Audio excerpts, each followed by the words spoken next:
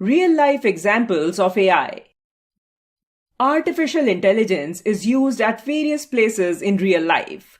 Let us learn about some real-life examples of AI. Google Assistant. Google Assistant is an example of AI. It is called a virtual assistant or voice assistant. It can respond to our voice. To use Google Assistant, follow the given steps. 1. Press and hold the home button on the smartphone. 2. Say, "OK Google." Google Assistant will ask you for service. 3.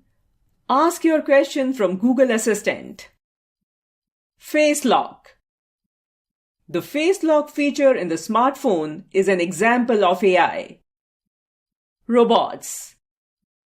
One of the biggest examples of AI are robots. Robots are automatic machines that can do almost any task without the help of a human.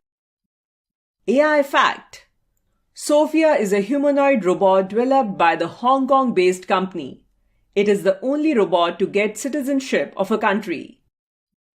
YouTube. YouTube makes use of AI to determine the best videos for you according to your interest. Google Maps.